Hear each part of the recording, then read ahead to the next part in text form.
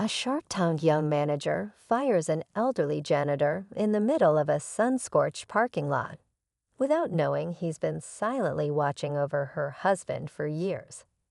When the old man uncovers a plot to bankrupt the company and destroy the man he secretly calls his son, he risks everything to expose the truth. But just as he's about to come clean, a hit and run nearly ends it all. Why was he really there? And how far will the conspirators go to keep their secret buried? Brew your coffee, get comfortable, and prepare to dive into this unforgettable story. Don't forget to follow. This is one twist you don't want to miss. The Arizona sun was already merciless at 9 a.m., casting long, sharp shadows across the hot asphalt of the Kingston Market parking lot. Walter Hayes moved slowly but precisely, broom in hand, pushing debris into neat little piles, as he'd done every morning for the past 2 years. The air smelled like sun-baked concrete, spilled coffee, and jasmine from the planters he'd insisted on keeping alive. This place was his rhythm, his purpose, even if nobody really noticed. "Hey, old man. Over here." "Now." The voice cracked through the parking lot like a whip. Walter turned his head, squinting under the brim of his faded baseball cap. Maria Kingston stood near the entrance in heels that didn't belong anywhere near Arizona gravel, her arms crossed, impatience coiled in every line of her body. She wasn't dressed for errands, she was dressed to be seen. He set the broom carefully against the wall, wiped his hands on his pants, and walked toward her with the steady gait of a man who didn't like to be hurried, but had long since stopped fighting it. "Good morning, Mrs. Kingston," he said, with that low, almost courtly voice that didn't match the janitor's jumpsuit. "You needed something?" Maria didn't smile. She looked at him the way people looked at stains on a clean white shirt. "You're done here," she said, flat and fast. "Effective immediately." Walter blinked. "Excuse me." She gave a slow, dramatic sigh, as though the act of explaining herself to a janitor physically hurt her. "We're moving in a different direction.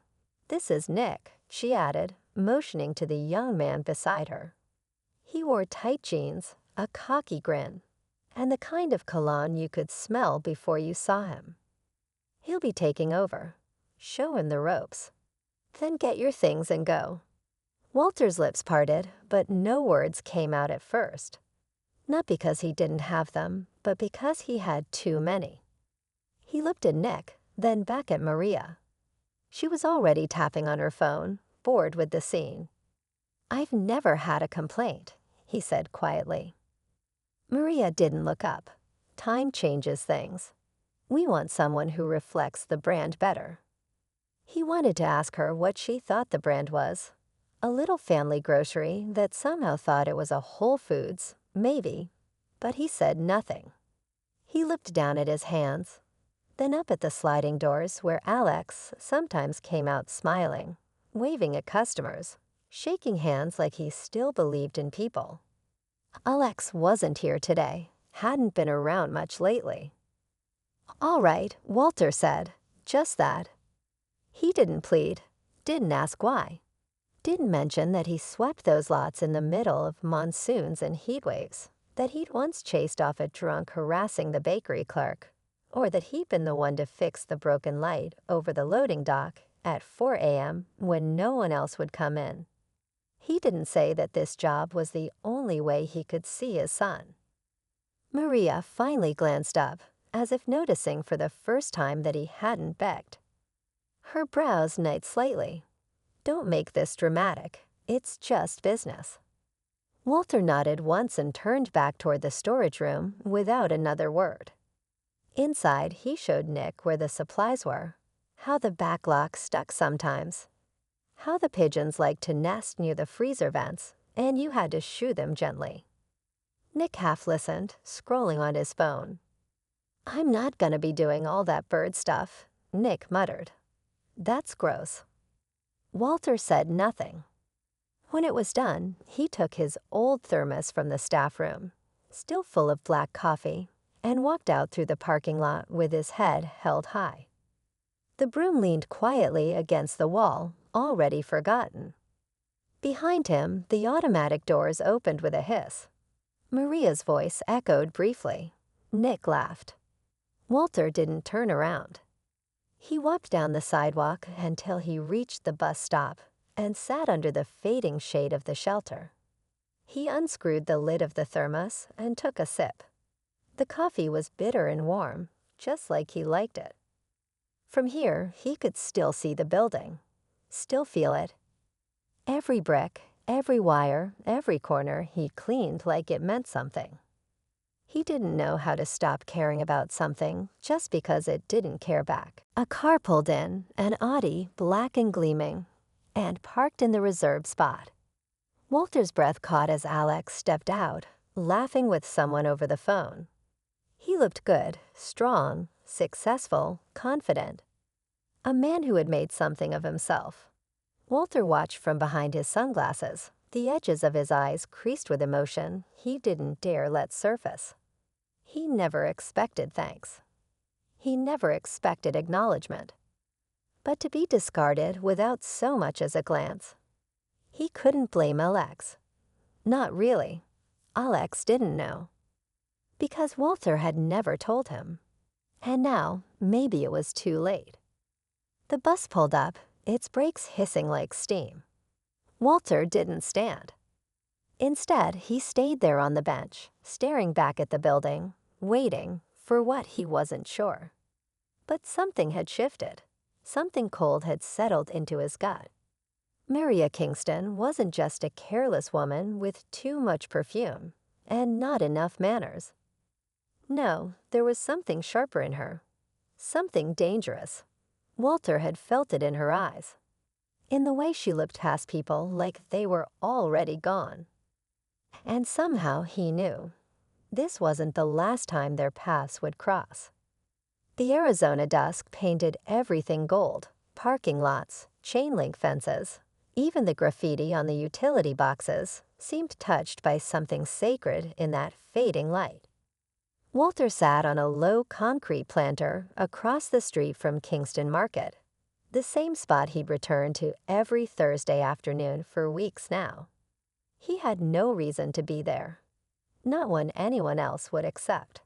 But routines, once built from purpose, didn't vanish when the purpose did. They lingered like muscle memory. He watched the comings and goings with quiet eyes, sometimes sipping from his battered thermos, sometimes pretending to read the newspaper folded in his lap. But mostly he watched the door, hoping for a glimpse. Sometimes he saw Alex, not often, and never alone. His son moved with the natural charisma of someone who didn't know he was being watched. That made it both harder and easier to sit unseen. Today, Alex hadn't shown, but Maria had. She emerged from the store wearing a silk blouse far too expensive for her setting and heels that clicked like accusations against the pavement. Her walk was purposeful, her expression unreadable. Walter shifted slightly, keeping the newspaper up just enough to mask his face as she crossed the parking lot. Then she turned suddenly, heading not toward her car, but toward the far corner, where a sleek black BMW had just pulled in. The man who stepped out of the driver's seat was tall, fit, and wore a suit with a kind of ease that suggested power was his second language. Walter's gut tensed. He knew that man. Roman Pierce. He wasn't family, but he might as well have been, at least in Alex's eyes. They'd started the business together. Roman had the charisma, the sales instinct, the network. Alex had the operations, know-how, and the ethics. They were an odd match, but it worked. Or had. Walter leaned forward, elbows on knees, not even pretending to read now. Maria strode right up to Roman, kissed him on the cheek, no hesitation, no nerves, and began speaking quickly, gesturing with one hand while the other slid onto his chest. Roman laughed softly and leaned in close, his voice low but not low enough. Walter could hear them. "We need him to sign this by Monday. Doesn't matter how. Just get it done. Once the ink's dry, the deal's irreversible." Maria's tone was sharp, businesslike. Roman glanced around. "You sure about this? It's gonna clean him out. This isn't just a bad quarter, Maria. It's a crash and burn." She paused as if the words held weight, but only briefly. "He'll recover," she said, too fast. "Or he won't. Either way, we're gone by the time he figures it out." Walter's fingers clenched the paper tighter, crumpling the edge. "I don't know," Roman said, feigning hesitation. "Feels like we're pushing our luck." Maria leaned in closer, her voice low and electric. "Exactly. We push now, we win. You want to keep dragging this out, or do you want to wake up next month in a condo in Turks and Caicos with no more deadlines and no more pretending?" Roman grinned. "There's the killer I married. You didn't marry me." "Details." They both laughed. Walter's stomach turned. Maria looked over her shoulder suddenly. Her eyes passed right over the row of parked cars, and for a second Walter thought she was looking straight at him. He ducked instinctively, heart pounding, then peeped again through the windshield of a nearby truck. "I'm telling you," Roman said, "this deal with the Korean suppliers, it looks legit on paper, but it's loaded with landmines. Bad terms, hidden penalties, garbage exclusivity clauses. It'll suck the life out of the company in a quarter. And Alex, he won't know what hit him. And when he falls," Maria murmured, "we don't look back." There was a silence. Then, "Wait," she said suddenly, grabbing Roman's arm. "That guy. Over there. Behind the truck." Walter froze. Roman turned. For a second, none of them moved. Then Maria stepped forward, heels clicking rapidly across the lot. Roman followed. Walter stood slowly, his newspaper forgotten on the bench, legs stiff from sitting too long, and heart slamming against his ribs like a warning bell. Well, Maria said as they approached. "You've got a habit of hanging around, don't you?" Walter didn't speak. He kept his back straight, his face calm. "You always eavesdrop," Roman added, his smile now tight. "Or just on the people who fired you." Walter met their eyes, one after the other. "I don't need to listen in to know you're dangerous. But tonight? I heard plenty." Maria's lips pressed into a thin line. "How much?" "Enough to know what you're planning for Alex." Roman took a step closer, lowering his voice to something that tried to be friendly but failed. "Look, we don't want trouble. You're old. You're broke. Maybe lonely. I get it. So let's make this simple. Name your price." "I'm not for sale," Walter said. Maria scoffed. "Everybody's for sale. Not when what's at stake is my son." The silence that followed hit like a slammed door. Roman blinked. "What did you say?" Maria laughed coldly. "Your son? You mean Alex?" Walter said nothing, but something in his eyes confirmed it. Maria recovered quickly. "Well, that's sweet. And completely irrelevant. He won't believe you. You're a janitor. We're his family now." "You're a fraud," Walter said softly. "And I'm going to make sure you don't take him down with you." He turned and walked away before they could speak again. His legs were shaky, his mouth dry. He didn't know what his next move would be. But something inside him had ignited, something that had stayed dormant for decades. He wouldn't fail his son twice. Not this time. The next morning broke unusually cool for Phoenix, the desert air washed clean by a rare spring rainstorm during the night. But for Walter Hayes, the chill ran deeper than weather. It crept into his bones, settled behind his ribs, and pressed on his lungs like an invisible weight. He hadn't slept much. Every time he closed his eyes, Maria's smug expression came back, followed by Roman's voice dripping with false charm. "Name your price." He'd walked away from them, yes, but the way Maria had looked at him, it wasn't just annoyance. It was calculation. And Walter knew that look too well. People like her didn't let go of problems. They eliminated them. He spent the day quietly, trying to come up with a plan. He had no leverage, no voice in Alex's world. No one would listen to an old janitor who no longer had a job or a name anyone cared about. But he knew the truth, and the truth had weight, even if he didn't know how to throw it yet. That evening, as the city was winding down and porch lights flickered on across the suburbs, Walter walked to the little corner bodega near his apartment to pick up a few things. He didn't notice the car at first, the same black SUV that had been parked behind Kingston Market more than once. It idled half a block away, tucked in the shadows. He crossed the quiet street, paper bag under his arm, the smell of tamales drifting through the air from somewhere nearby. Then it happened. A sudden roar. Headlights. The scream of rubber burning against pavement. Walter barely had time to turn his head. The impact hurled him sideways, his body striking the ground with a sickening thud. The world spun, blinding white pain exploding across his chest, then blackness curling in like smoke. The SUV didn't stop. It disappeared down the street, taillights vanishing like the last flash of a dream. He lay there, alone on the pavement. His blood warmed the cracks between the asphalt.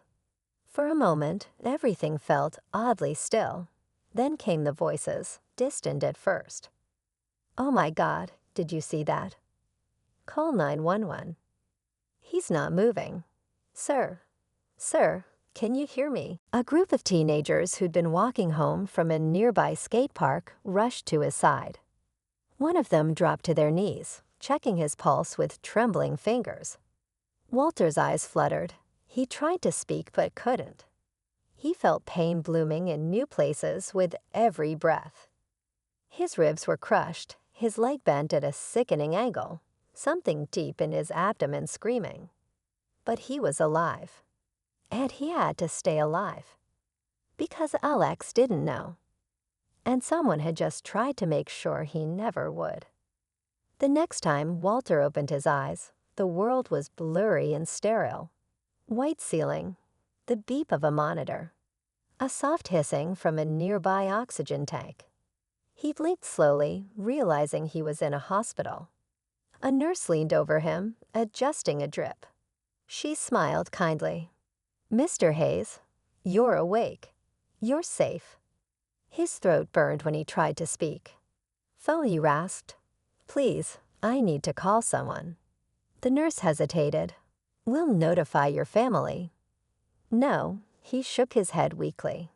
"Call Alex Kingston. Please, he needs to know." She nodded, scribbling on a notepad. "I'll see what I can do." That evening, the door to his room swung open. Walter turned his head slowly, heart tightening at the sight of the man standing in the doorway. Alex.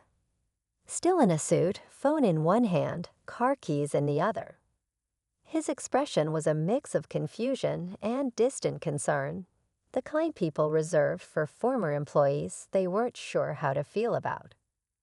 "Mr. Hayes," Alex said, stepping in. "I heard you were in an accident. Hi, I'm sorry. How are you feeling?" Walter gave a soft chuckle, which turned into a cough. "Like I got hit by a truck.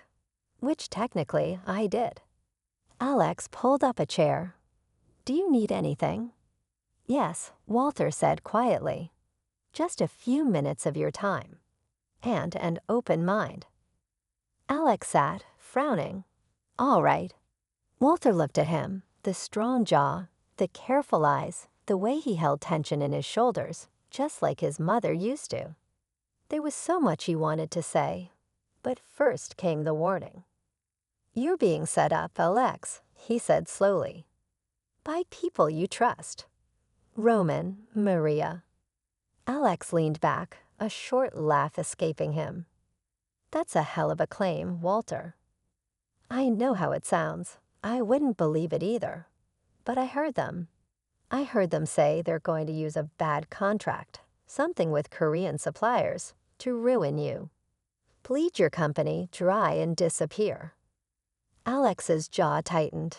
You heard them. I was there. They didn't know it, but I heard every word. A long pause. The air felt heavy, thick with doubt. Why would they do that? Alex asked. Roman helped me build the company. Maria's May. She's his partner in this, maybe in more ways than business. Alex stood suddenly, rubbing his temple. I know it's a lot, Walter said, but I needed you to hear it, before it's too late. Alex didn't respond. He walked to the window, staring out at the city lights as if they might explain something. Then, without a word, he left the room. Walter didn't stop him. He'd said what he needed to say. What happened next wasn't in his hands anymore. All he could do now was wait, and hope that, for the first time in decades, someone would see him not as a ghost, but as a father fighting for his son. Walter drifted in and out of sleep that night, each cycle of consciousness chased by phantom pain and the ticking of the wall clock. The hospital room was dark except for the amber glow of the hallway filtering in beneath the door. He listened to the steady beep of the heart monitor, the gentle whoosh of the oxygen machine, and the occasional murmur of voices outside. It was strange how quiet everything became when your world had just turned upside down. His body ached in ways he couldn't explain. Bones felt shattered, bruises throbbed beneath the skin, and his chest clenched each time he shifted. But the pain didn't scare him. What scared him was the silence that followed Alex's exit. He hadn't said a word before walking out. Had he believed him, or had Walter become, once again, just an old man rambling from a hospital bed? By morning, the sky outside had turned gray with early light, but Alex hadn't returned. Walter forced down a breakfast of applesauce and dry toast, then sat in the stillness, staring at the IV line running into his arm. At least he'd tried. At least he'd spoken the truth. He was dozing again when the door opened. Alex walked in without knocking. He wasn't wearing a suit this time, just jeans and a hoodie. His hair a little unkempt, eyes shadowed like he hadn't slept. There was something new in the way he moved, a weight that hadn't been there before. He closed the door behind him and sat down in the same chair by the bed, folding his hands tightly in his lap. For a moment, he said nothing. Then he looked up. You were right, he said quietly. Walter blinked, unsure if he'd heard correctly. The Korean deal, Alex went on. It's garbage. Looks good on the surface, but the details, hidden fees, supply lock-ins, transfer of ownership clauses buried in the fine print. I almost signed it yesterday. Walter said nothing. He couldn't, his throat had closed up. I had my lawyers go through it again. I made them dig deeper this time. He shook his head. You were absolutely right. It would have gutted us. A long silence passed between them. Alex leaned back in the chair and exhaled slowly. You saved my company, he said, and I don't even know who you really are. Walter's eyes welled up, though he fought the tears as best he could. Alex continued, his voice steadier now. When I walked out yesterday, I thought you were just confused. Or maybe you'd misunderstood something. But then I remembered how you were always there, always early, always watching everything. You weren't just sweeping floors. You saw people. You knew things. And now I can't stop wondering, why? Walter swallowed, and for a long time, he just looked at his son. At the crease in his brow, the way he held his shoulders tight, the familiar way he tapped his thumb against his index finger when deep in thought. He'd watched him grow from a distance, never able to touch, never able to speak the truth. But now, "I didn't take that job to clean your parking lot," Walter said finally, his voice rough but steady. "I took it because I needed to be near you." Alex frowned. "What do you mean?" "I've watched you grow this business, watched you turn nothing into something. But I wasn't there when you took your first steps. I wasn't there when you broke your arm riding your bike or when you graduated high school. I missed it all." Walter paused, letting the silence land. "Because I wasn't allowed to be there." Alex's face shifted slowly from confusion to disbelief. "My name's not just Walter Hayes," the old man said. "It's Walter Kingston, and I'm your father." For a moment, the room held its breath.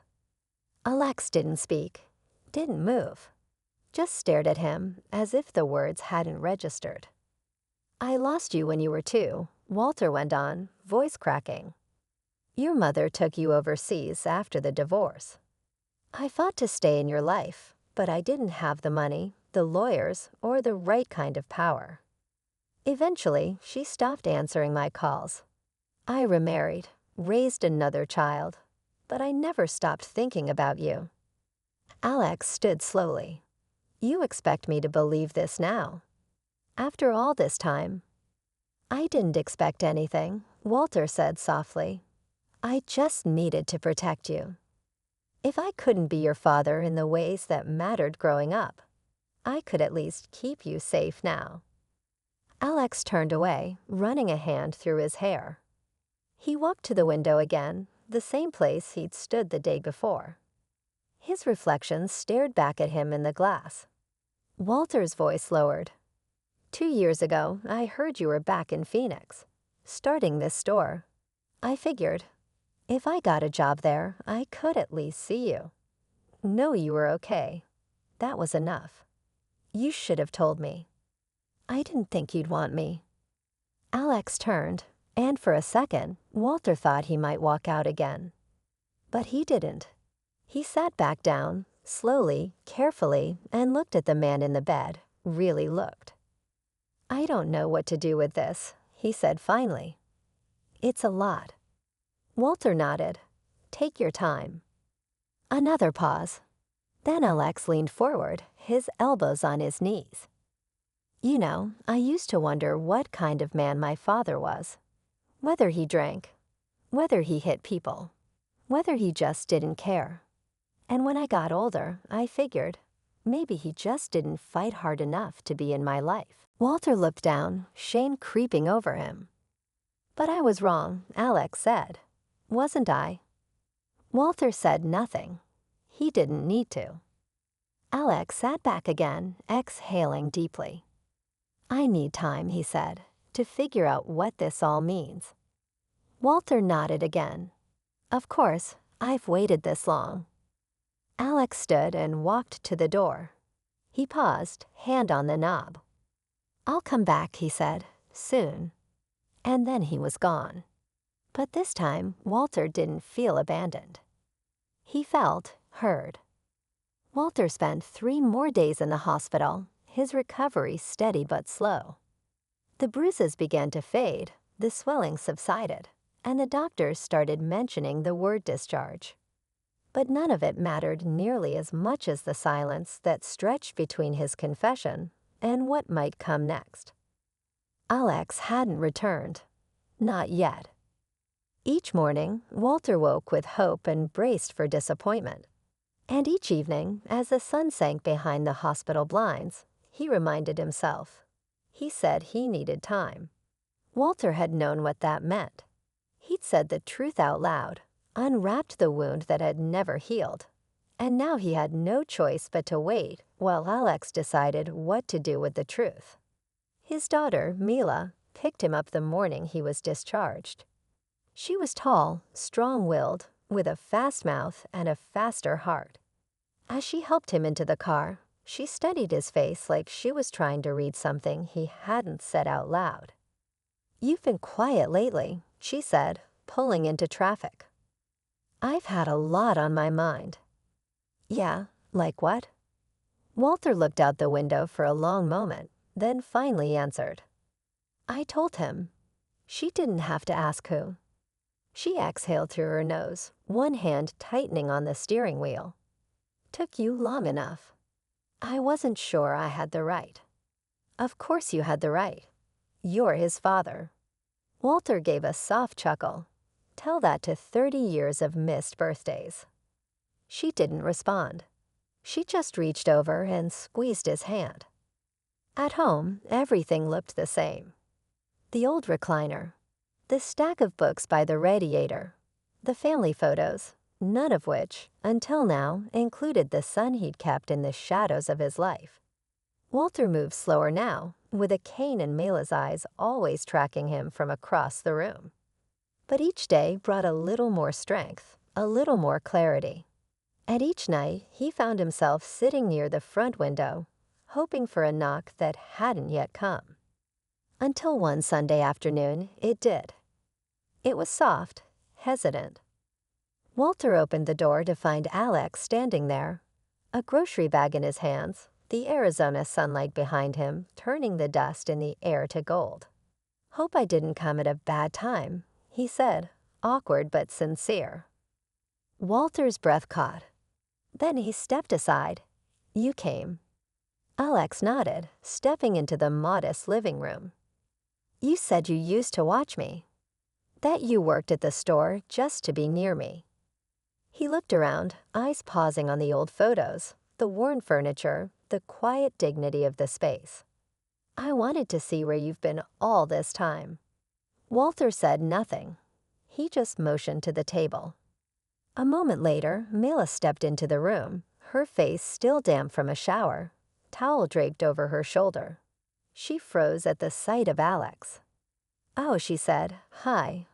Walter smiled gently. Mela, this is Alex. Her eyebrows rose. The Alex. The very one.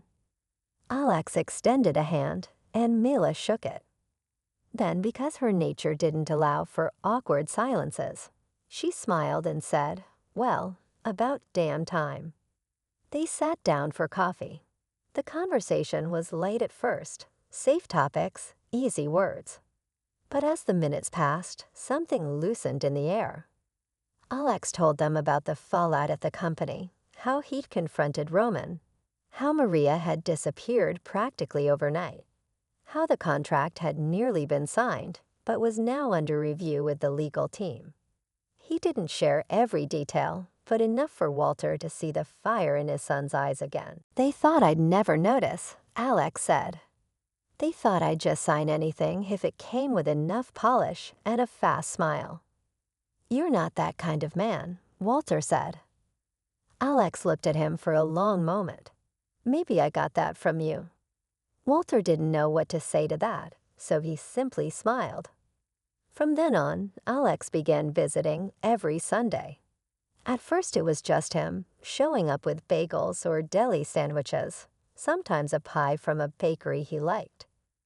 But soon, he and Mila started talking more, exchanging texts, laughing at each other's jokes, slipping into an easy rhythm that made Walter's heart twist with a strange, quiet hope. 6 months later, they got married.